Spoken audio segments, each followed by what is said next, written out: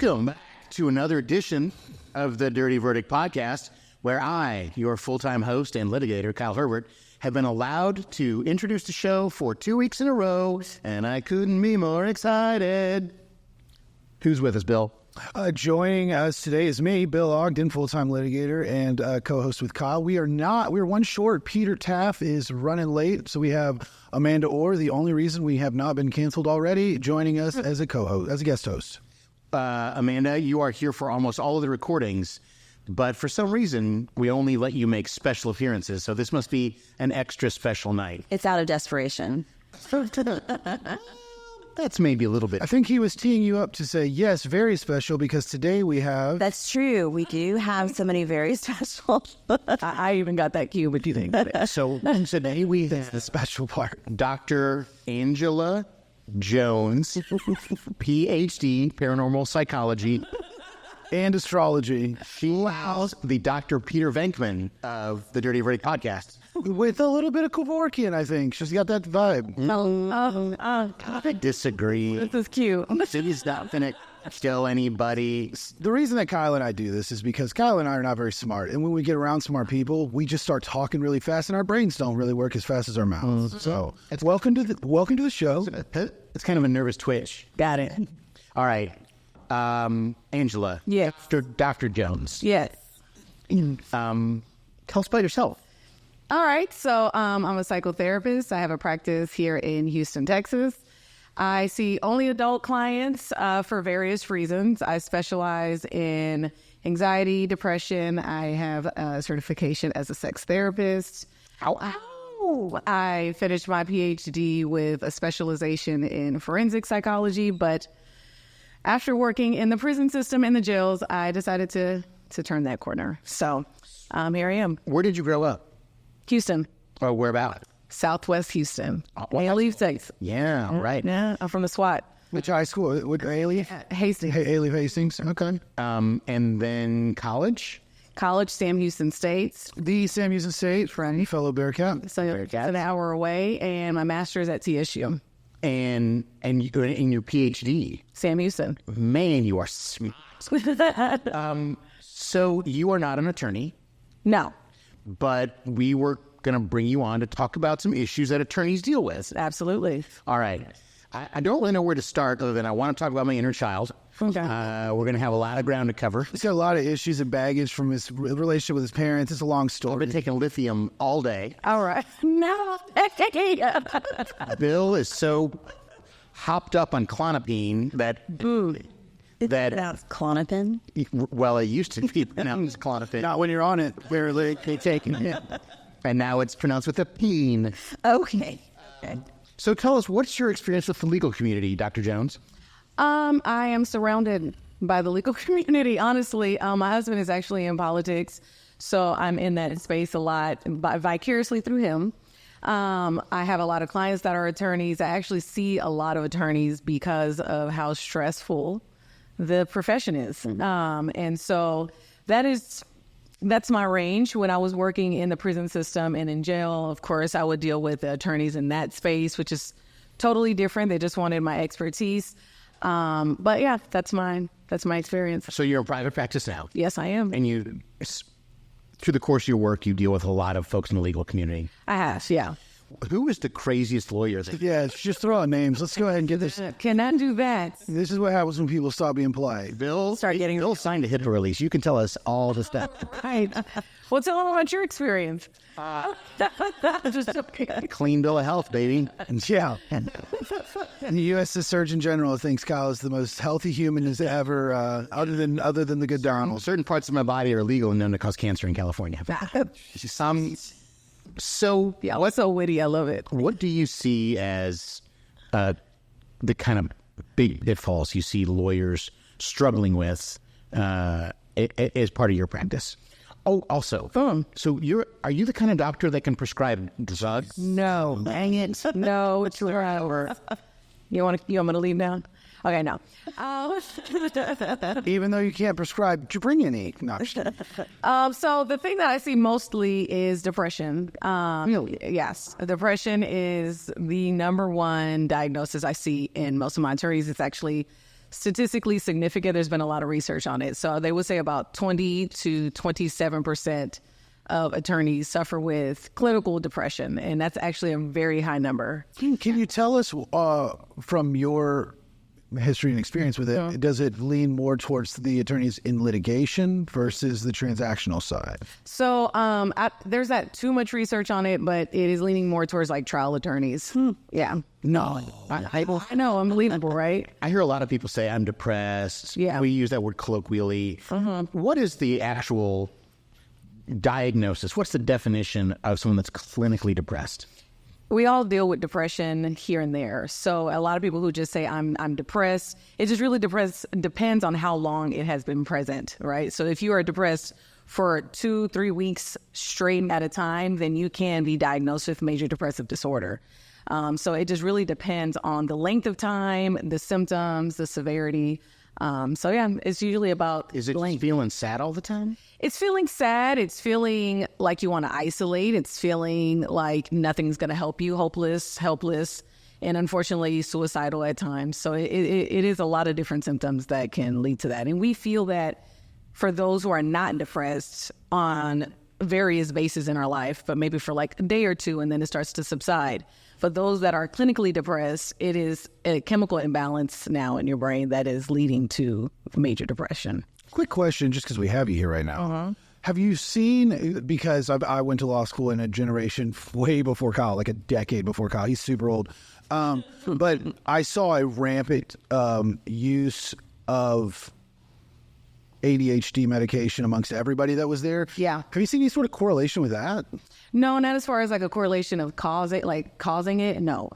Correlation, there is a high possibility because you're trying to, well, a lot of people are using ADHD medication to stay up and have energy. But as far as like continual use of ADHD medication, I haven't seen any correlation per se, but I wouldn't be surprised. Yeah, I was just curious because, man, I mean, in law school, that if you weren't on it, it was an unfair advantage to everyone else because they could just work harder and longer. Yeah. And how do you treat that kind of stuff? What stuff? Depression? Yeah. Well, first you got to go to therapy. And of course, I'm always going to say go to therapy, but it's not only about going to therapy. It is about having a good support system. It's about sometimes getting medication. And I'm saying sometimes because sometimes you do not actually need to go to medication routes. You can just go to therapy, talk to a therapist on a consistent basis and kind of work on coping skills to help with your depression. But taking medication usually is the first route a lot of people take, which I'm for. But I usually like that people correlate, taking your medication and going to therapy at the same time. So depression strikes me as kind of like the easy stuff you handle. And I've known lawyers who take some kind of depression and anxiety and ramp that straight up to driving their life off the cliffs of insanity. Correct. So if you don't take... Name some names, Kyle. You're the one trying to get her to dox people. I'm not naming no name. So, what are some of the other more serious conditions that you try and address? I mean, honestly, the biggest epidemic is stress. And that's in the United States, and especially those that are lawyers. It's stress. And then the stress leads to the depression and the anxiety, and then, unfortunately, drug use. So if you actually look at the numbers, those that deal with depression, like I said earlier, 20 to 27%. Then if you look at the statistics of how many attorneys have an addiction or are abusing some kind of drug or alcohol, it's about the same type of percentage. So you wonder if it's... Exhibit A. Yeah, here. Look at it. He's a walk in West Virginia. I've been strung out for months and months. So I can't remember what question I was going to ask next because Bill distracted me with his mean jibes about my mental health. He means boyish good looks. So at what point do you start... the question I was going to ask is, a lot of people just kind of struggle on through the depression. Yeah. And the anxiety and the stress of this job. I've been practicing law for 20 years. At what point, what are the warning signs that you tell people, look, that now is the time to go tough, to not muscle through, to go find a little bit of help? It's difficult for you guys. Here's why. Because your profession almost thrives off of the idea of stress. And those that are depressed, if they do use substances, there's that culture inside of your profession. And so it's almost celebrated at times. Like the more stressed you are, the more successful you are. We're just living on the, if you're on the edge, it keeps you sharp. Right. You know, how many times that, you know, I mean, I'm sure you guys know, but attorneys that party hard, and it's kind of part of the culture. And so to actually identify a friend that is probably dealing with depression, or even inside of you, you're now surrounded around people that look just like you or acting just like you. And you're wondering, like, okay, is something wrong with me, or is this supposed to be the way it is? The abnormal seems normal. Correct. And so it can be difficult. But if you are an attorney who sees another attorney and you can recognize, like, hey, this person is kind of acting off, you have to ask that person. I'm saying have to, because you can't kind of dance around that kind of, you can't dance around it. And actually, when you ask someone in private, not embarrassingly in front of other people, but if you ask them in concern and in private, they actually appreciate it. And it actually makes them feel seen and validated, and feels like, oh, I wasn't actually covering this up as well as I thought I was, because you just said, hey, are you okay? And actually asking if you see them doing acts or acting out in a certain way that can put their life at risk, ask them, like, have you been having thoughts of suicide? And I know a lot of people are like, I don't want to ask anybody that, but actually asking that question creates like a sense of relief for someone who's actually having those type of thoughts. It's like, oh, you see me. And it actually can create a space of healing. So let me ask some difficult questions. I had a good friend in law school, committed suicide his 3L year, almost inexplicable, like great guy, big personality, never made any sense. And I would say, I don't know that I go more than 6 months or a year without hearing a story about a friend or a colleague who has either committed suicide or gone through some horrible life event, or maybe not so much committed suicide, but just so committed their lives to substance abuse that they died from doing that kind of stuff. It happened 2 weeks ago. Yeah. 2 weeks ago, a young lady We're not going to say names. No, of course not. But that was like the second or third one this year. Yeah. A young lady in Houston committed suicide. I think it's been reported in the news as an issue with a boyfriend. Do you find, is there any rhyme or reason to that terrible last step? Is it just the stress gets to be too much and you break? Or how do you, I mean, because I don't know, right? Like, I don't know that I've ever been there. the best way I could describe it is kind of like filling up a balloon. And eventually, if you fill it up too much, it'll pop. But halfway through filling the balloon, the balloon technically already knows, and it fills the air. And so someone who has committed suicide, I would say they've already been contemplating it, or it has come across their mind in different ways.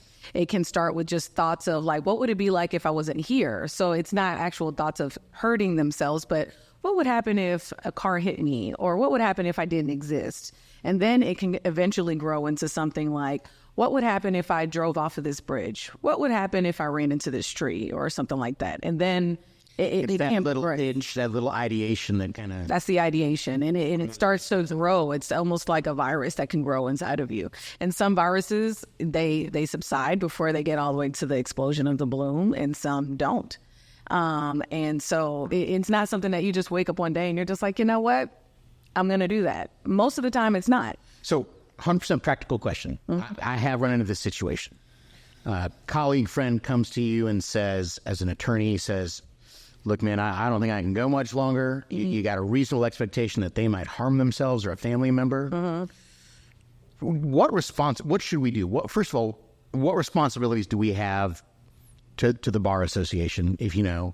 And what responsibilities do we, like, at that point, do you go and, like, do you call the police? Do you call a doctor? Wait, you got to go get a white warrant? Yeah, like, what do you do practically? So the way, I mean, if you want to get police or something like that kind of involvement, usually even as a therapist, our thing is there's ideation, which is something we're able to talk through. And then there's a plan and intention. And so if someone comes to you with the thought, hey, I've been thinking about like just jumping off of this building, I'm so tired. You don't want to say, oh man, that's bad for you, and just walk away. You need to try to dig and find out, do they have a plan to do it? And if you did it, how would you do it? And if they have a plan, like, yeah, I'm going to do it on a Sunday and I'm going to get this gun that I have in my house, then yeah, I would, it doesn't matter if they want it or not. I would call authorities to try to get them, try to get them some help and let the professionals help them. And they may be mad at you, but I'd rather someone get mad at me and not talk to me ever again for trying to help them rather than not doing anything at all. So I'd rather you risk your friendship or whatever to try to help that person than to say, I don't know, I don't want them to be mad at me. Let them be mad at you, right? Because I was doing it because I didn't want you to die. What was everybody doing back in like the 80s? What do you mean? Cocaine, Bill. Cocaine. Like nobody talked about it. I mean, even in the 90s, even in the earlier in my career, we didn't talk about it, but we didn't see like the suicide rates that we have and all that. Like it was way lower, or at least maybe we just didn't have the news. But I also think the reporting of it was different too. Yeah. You know, I think that this profession in general is just a very stressful profession. And I also think the way and you guys can correct me if I'm wrong because I'm not there. You know, the old school attorneys feel like they're supposed to bully you and they're supposed to be like a certain way towards you. And if you're not stressed at 100%, if you're not like in the corner or working 60, 70 hours a week, then you're not doing what you're supposed to do. Now, recently, even the state bar, I was looking like they have videos now about like how to handle depression and how to handle those with suicidal rates. And because it's just gotten so bad. I think that, in my opinion, at least for plaintiffs' trial attorneys, which we are predominantly, statistically, most likely for alcohol, substance abuse, suicide, and divorce in the profession of lawyers, which I believe might be at the top now. I think dentists. Dentists are number one. Dentists found their peace. Oh, are they still number one? And they were number one the last time I checked. Even though MDs were number 3, attorneys were number 4. For plaintiffs' attorneys, we all With all the dentists. I know. There's. I don't think so. There's. Are you kidding me? Yeah. Staring at somebody's mouth all day? Actually, shout out to Dr. Nav. He's a great dentist. But like with plaintiffs' attorneys, the hardest part about our job is getting the business. And so you have to walk around as if you're perfect, and we know we're not, but nobody wants to send a $50 million case to a guy that's like, hey, just so you know, or a girl, just so you know, like sometimes I make mistakes. Like you can't do that, and it's a hard switch to turn off and on. And so if you can't turn it off when you're not in that zone, it just can kind of overwhelm you and add to the already stressful work. Right. And those around you, especially in your firm or your practices, they're not really worried about like your mental health. They're worried about the numbers. And that's it. Unless you get close with someone and you create a relationship, unfortunately, especially if you're an associate going into like a firm, it's about your billable hours. And, you know, I'm not an attorney, but the amount of billable hours is ridiculous. The standard, like what you're expected to bring into certain firms is ridiculous. I mean, just the billable hours is like, what, for like 50, 60 a week? I've heard actually more than that, but then you have to double that number just so you can get that. And it's, I don't know, it's insane. I was very fortunate to join a firm who at the time, and I went through an episode when I was going through divorce, and I talk a lot, but I don't talk about a lot of my personal life very often. But my for like 4 months, I went through a period where I got very stagnant at work, and mistakes started happening, and it became obvious. And they came in, and I 100% thought I was going to be fired. And I walked in, they were like, "We're not going to fire you. We're just worried about you." And I was like, "Wait, what? You guys actually like care? What are we doing here? Oh, this is not what I expected." Disappointed. So I think that the younger generations, definitely younger than Kyle, have learned that we can have that bond and to have real conversations and don't have to look like that. Look, guys, looking at me. Yep. But the younger generation is still being led by the older generation who still believed that you just need to push through. Stress is best. And so there's this generational gap in regards to how they were taught compared to how the newer generation is being taught. So I know when I first started as an associate, billing time at a defense firm, the partners, it felt like, would go out of their way to make your life more stressful. Correct. And I think that they were... It's like pledging. Well, not think. I know that they would bring in more new associates than they needed so that they could winnow them down and fire you. And and there were other things that, to be honest, it was just plain hazing. And these were adults. I mean, Correct. 50, 60-year-old men, just passive aggressive, incomplete instructions, creating a terrible work environment to actually increase what is already a terribly difficult job. And so that was my experience, and I hated it. And I think that I've tried to take some steps inside my firm for my staff and my attorneys to at least not make it worse and to give them an opportunity to make it better. But I thought I would ask you, probably a lot of folks listening who are judges or supervising partners, people that have a staff, what can employers in the legal field do to make their work situation less toxic and more accommodating to a healthy mental state? You're going to have to reform that hazing that you were talking about. Well, I wasn't doing it. It was being done to me. I know I heard that, but I'm just saying, well, that's what you were talking about, was the hazing part. Kyle. And finding a new way to find motivation into this newer generation. Sure. But unfortunately, that's the same thing in parenting. Like, oh, I was raised by a boomer. And then, you're talking to a different generation. You have to kind of reform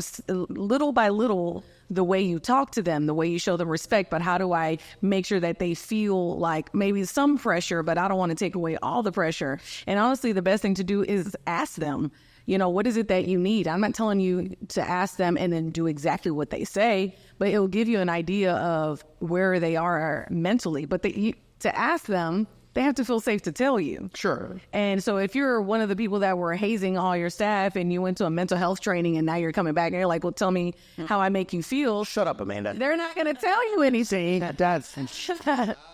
Wait, should we? What are you smiling? Kyle, so you're saying you haven't hazed any of your staff? We have Andrew Smith, our most general player. He's crying in the corner. Herbert Trial, We can share. who's going to be joining us now or later. Kyle is so angry. He's going to haze him tomorrow. So some of the stuff we do, and blink once, Andrew, if you agree, blink twice if I'm lying.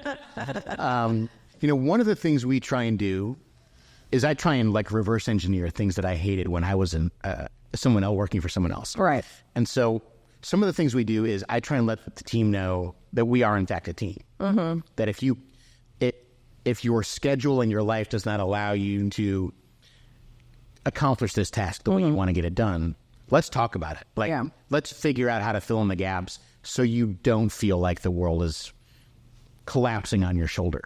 Kyle, you do a really good job of that. You're an easy person to work for. This one's a raise. He's just looking for a raise. I haven't did it after I went around. Oh, butter in that biscuit. Smart move. Where's the gravy? But that does go for our entire firm. I try and instill in them the idea, if you bring problems to everyone's attention, we can always help. Don't let it sit. Don't let it fester. Don't let it, burrow its way into the back of your mind. Let's work stuff out. We also try and give people time off. I can tell sometimes when somebody's because I will do the same thing. There was a time, I think Andrew might remember this. We had several very stressful days, and we have these Zoom meetings every morning at 10:30 with the entire staff, just a brief check-in. Every day? Every day, I literally was thinking the same Monday, thing. Tuesday, Wednesday, Thursday. And all it is designed to avoid is someone saying, well, I sent you an email about that 6 weeks ago, right? It's a chance for everybody to check in face-to-face for 20 minutes. Is there anything that we've missed? What are we doing today? But I've had some times, this was probably a year ago, where I walked into the meeting, I was already super stressed and in a bad mood, and the meeting lasted for about 3 minutes, and then I went, fuck this. And I just clicked off, and I left. And then I sent the entire group a text, and I was like, I'm done. I'm done for today. No one call me. No one text me. Dad needs a mental health day. And I try and give people a steam valve, right? No, you don't get them all the time, right? If you're always freaking out leaving work. Or if you're not you. Right. But we try and let people have that option. If you are really reaching a boiling point, maybe take a step back. And you're in a difficult position because you're trying to fix the generation before you's mistakes. Like you said, I don't want to do something that happened to me to someone else. But just like in parenting, we're just trying to fix the mistakes that happen to us as parents. But trust me, my kids are going to have something to say in therapy as I fix the issue I had. But that means I probably am not looking at another issue that I am probably creating. And so all you can do is your best. Perfection is not... it's not going to happen. Well, it's all about communication, isn't it? I mean, it is about communication, but it's also about proper communication. But being in the place that you guys are in, you're trying to communicate to your clients. You're trying to communicate to one another. You're trying to communicate to the wife that's calling you on the phone, or your kid that's doing some shit at school or whatever. I mean, you're trying to balance all this different type of communication. And you're not going to get it right all the time. And so we also have a bowl of jelly beans, and every third one is a psychotropic drug. that out. So sometimes people will come and they'll be like, Kyle, I'm going to get this motion done. And I'm like, have a jelly bean. Jelly bean. There you go. I'm down. It's a great day. But yeah, I mean, so someone like you're just, all you can do is your best, but you do have to feel like I am doing my best. Sure. But you're not going to be perfect when you do it. Yeah, pretty close. If I'm at my best, I don't see you right now. if I'm at my best, I'm pretty close to perfect. I just can't figure out how to be at my best, so that's the problem. Okay, well, I don't know what to say. Still got a diagnosis for that. No, let me ask another question that is kind of off topic. Well, not really. I feel like in the last 5 years, people have lashed on the word narcissist and decided to apply it to every person they don't like. Yes. So which one of us here is a narcissist? And that's question one. And question two is, how do we fix them? How do we fix me is what you're asking? The term narcissist has been thrown out a lot lately. I feel like the world has discovered the word that's been around, and they feel like, oh, this person's the word gaslighting, narcissist, Sociopath. all of those things. What's the difference between narcissist and a sociopath? They have no feelings. Like, they really don't care about anybody. I read this Oh no. test, Oh no. and there's like no actual clinical definition for sociopath. It's like, it just means a lot of different. Just a picture of you. So to actually diagnose someone as a sociopath is actually very difficult. It's actually one of the most difficult things to diagnose somebody with.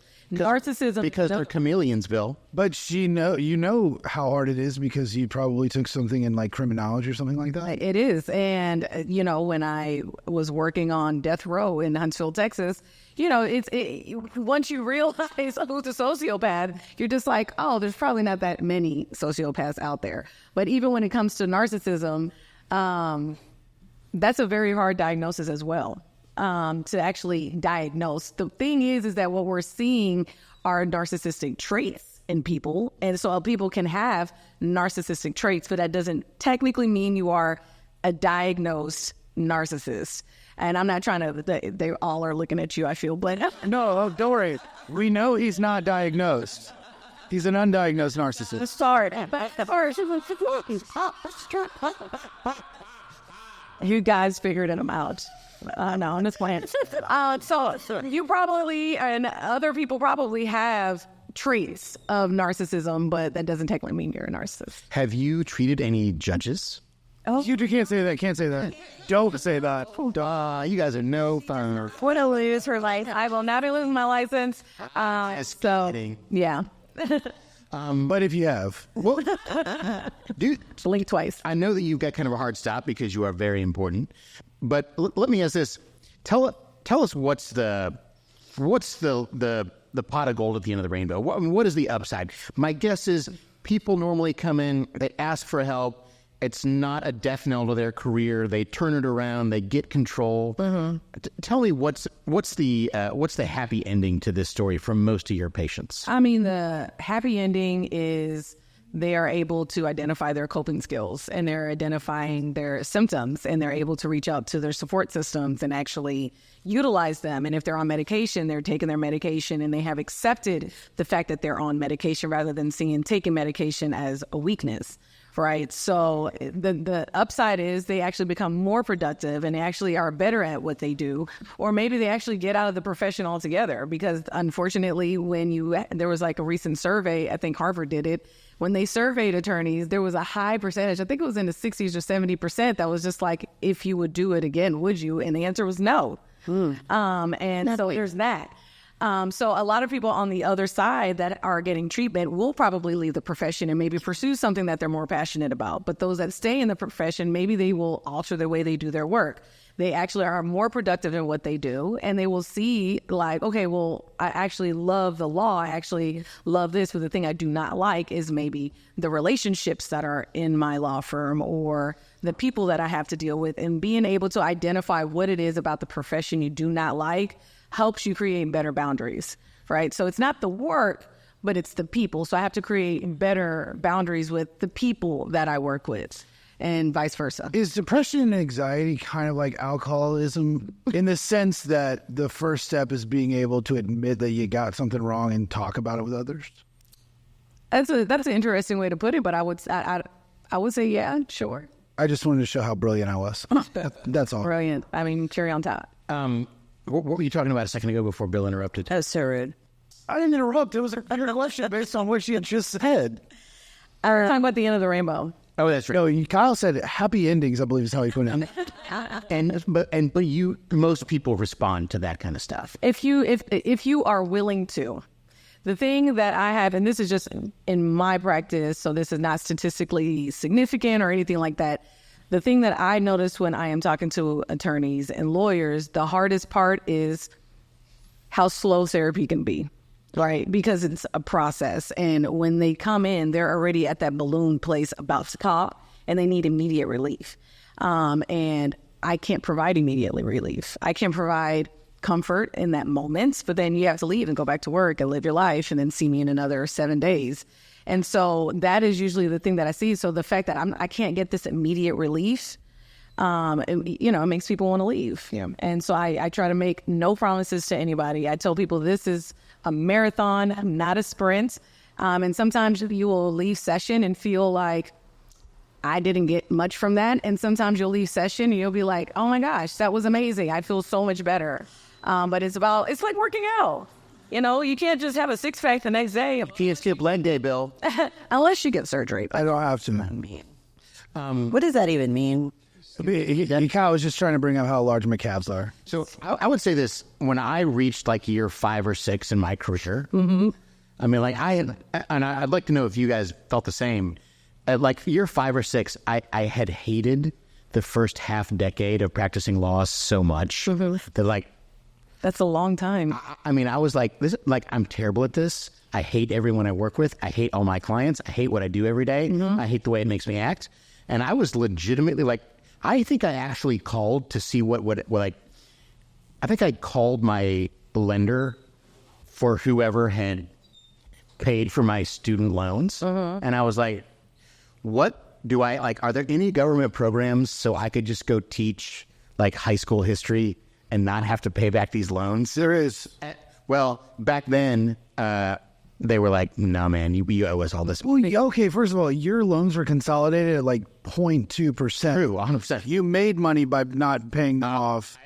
We're over here and consolidated 8%. Still making money by not paying them off at like 0.08%. My one knock on Barack Obama is that he allowed us to, one, we cannot discharge him in bankruptcy, and all of our percentages are consolidated and averaged.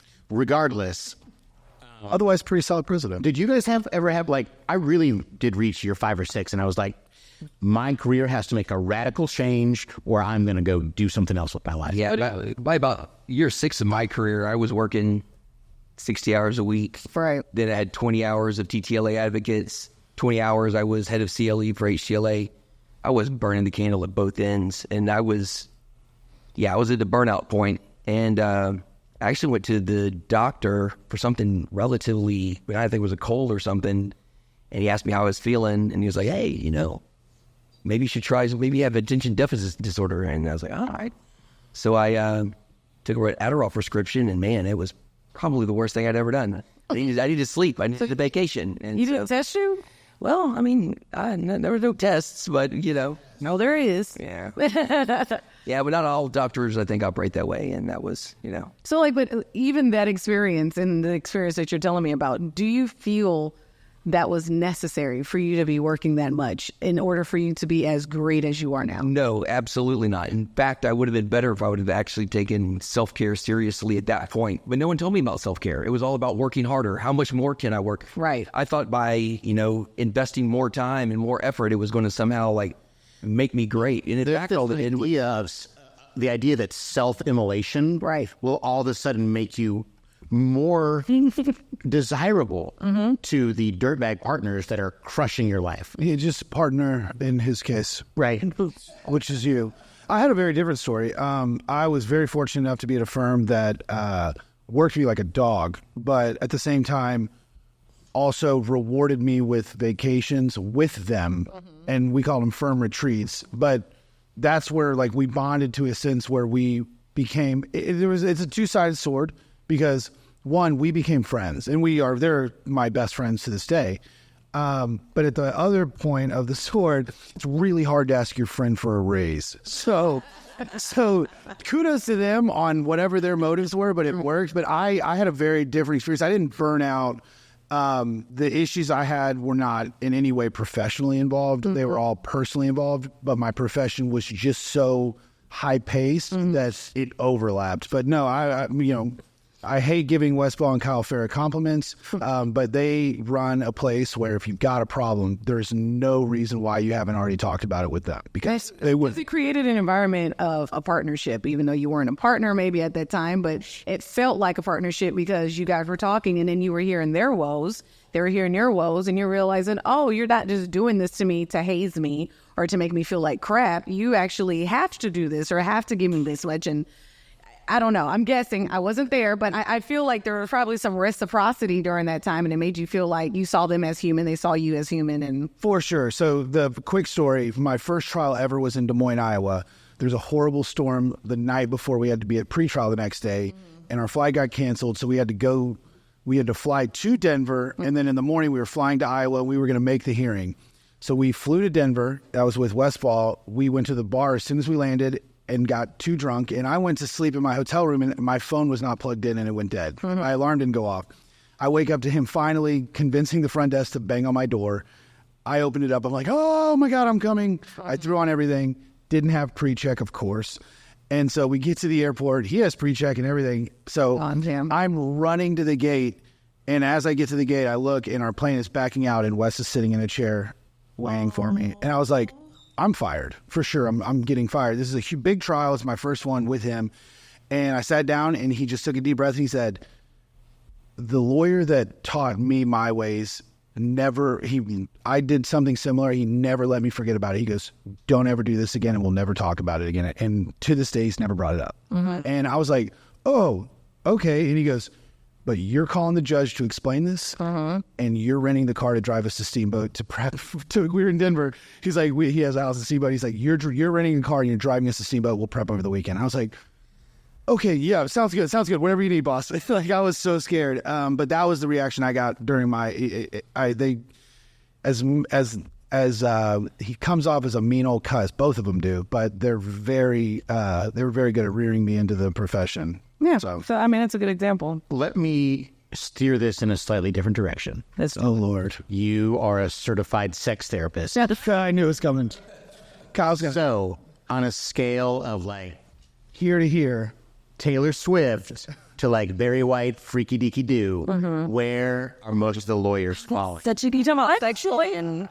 I mean, I'm just gonna let you you say it. But I honestly feel like I've seen a range. I mean, right. I've seen a range of what you call Barry White. I mean, are lawyers? Is my question?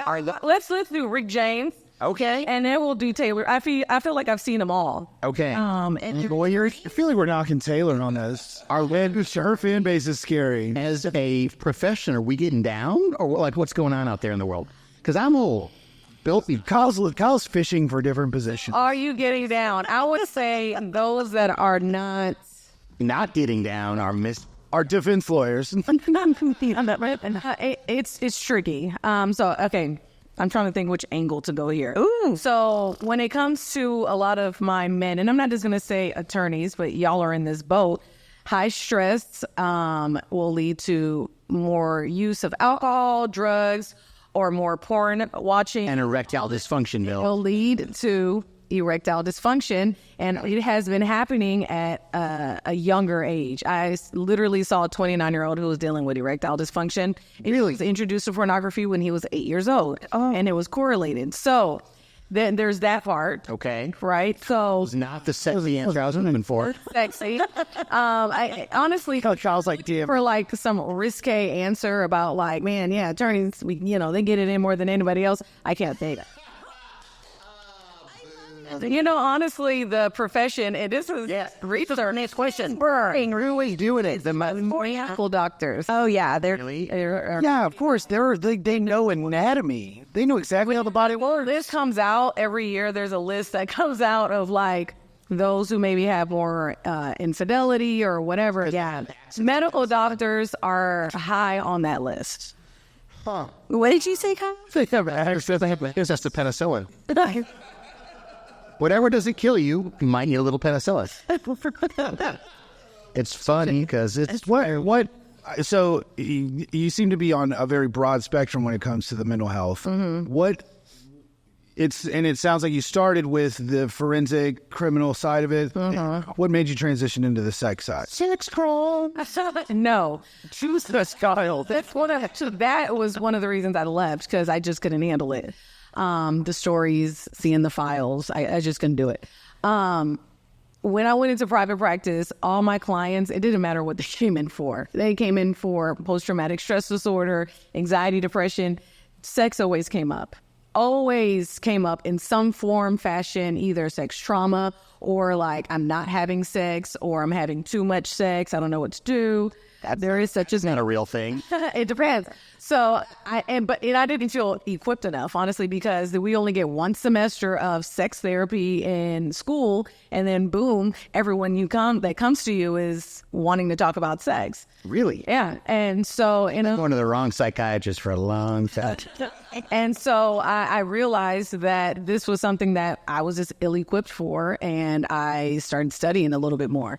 And I have no regrets. I felt like as a woman in this profession, as a Black woman in this profession, we were very underrepresented as well. And I wanted to make sure that people felt comfortable coming to me. And honestly, something that was surprising to me was the fact that I was a Black woman in this profession.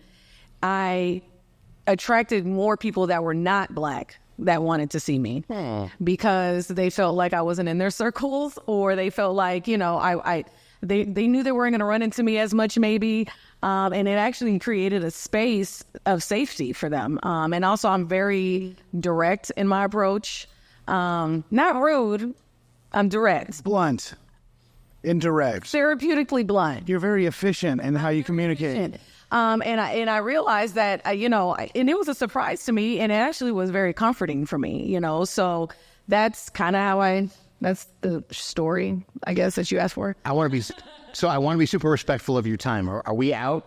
You got like 5 more minutes. Okay, I have one thing to say, but you hold your thought. But the way you and I met was through Isaiah Carey. Mm-hmm. So can you talk a little bit about what you do with Isaiah? On Isaiah Carey Show, Isaiah Factor Uncensored, every Wednesday I'm on there. I have a segment called Angela After Dark. And so we talk about the risque things. That's the After Dark part. So he asked me questions about relationships, sex, or anything that has to do with anything relational. And sometimes he'll talk about things that are in the news right now with stars, or like this person got a divorce. What's going on with Kanye? What about him? That's a great case study. With his wife. I feel like he should get back on the meds. Well, the one thing he does know is that he is supposed to be on it. But as far as if he wants to be on it, that's nobody can make him do that. I don't know if he needs to get on the meds. He just needs to get back on to like College Dropout and what was the other one? Strong Undergraduate. He has 2 albums. Those Solid. Genius. I love Kanye's music, even before and after. But if you realize, when it comes to those who are diagnosed with certain diagnoses, they usually are not diagnosed until there was like a break.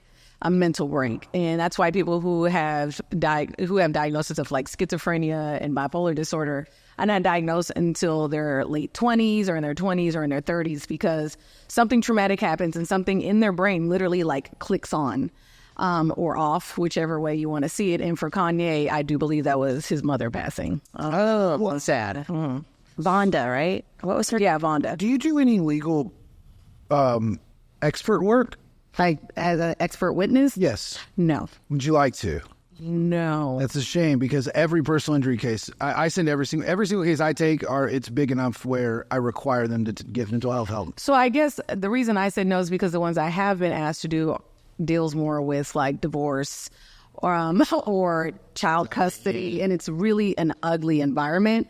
If it's like, oh, this is, if I go to court and I'm just talking about like the implications of something, or this is what can happen if someone gets into an accident, and this is, then I'm open to that. But it's more of like, this person is now a quadriplegic, and this is what mentally they have to deal with, or they're missing a limb, or they lost a limb. That is something I can definitely do. It's just... Do you have a website you'd like to shout out? Because I'm sure a lot of...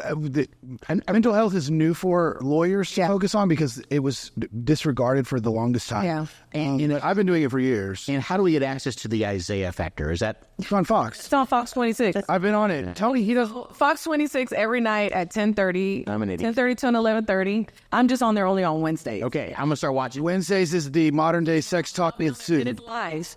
So he'll... Can me and Bill go on it? I've actually been on the Isaiah Factor. What? Chance McMillan and I did It's that. hilarious. It's fun. He's got the deepest voice in person. It's so much deeper than you think. Okay, It's the best voice. do you know who he is? I have no idea. Okay, so on that Instagram with I read a lot of books. I don't watch a lot of TV. Kyle can't read. the bug into his mouth. He's like, you're a sunbird. But it's like, This sun's fucking town. Yo, yeah, you got to Take it out, I promise. yeah. All right, so what's your website? People want to track you down. How do they find you? AngelaJonesPhD.com. AngelaJonesPhD.com on Fox. Wednesdays at 10:30. Wednesdays at 10:30 for the Isaiah Factor. After dark. Angela After Dark. Yeah. Set your DVR. Set your DVR. No one has a DVR anymore, Kyle. Well, set your record. You can record. Bill, I have a TiVo and a VCR machine. And a Blu-ray player. You want to know something else? It's beta. Kyle's got a lot of DVDs at his house. Dr. Ford, Not appropriate. fantastic to have you on. I feel like we didn't get enough time. Maybe we could get her to come back on, like... Yeah, we'll have him to come back. If there's a way we could just, even if we could remote you in, and you could just dissect the mental problems that Kyle and I have when Peter's here. It was always kind of a good time on this day. Well, Tuesdays at 5 to 7, this is when we record. Have her hypnotize us. Oh, yeah. No. And did you do that? I've been trained in it, but I suck at it. Prove it. I wasn't really doing so, and I just like class. And We would have to practice on each other, and I would fall asleep. I just don't be stuck. I will make the voice. I will make the time to heal. If you want to practice that trade, Let the healing be. every other Tuesday, you're getting somewhere between 5 o'clock. We're here. Like I have a melodious enough voice for it, so I don't think it's not my thing. I'm going to Google what melodious means, and then I'll get back to you on that. Look, now I have to hypnotize Bill. You have to. I don't have. Kyle tries to hypnotize me all the time to give him money. I don't get it. Thanks again so much. Yeah, thank you so much. Thank you. All right, that'll wrap up this edition of The Dirty Verdict with Dr. Jones. And invitation's always open. We'd love to have you back. Thanks so much.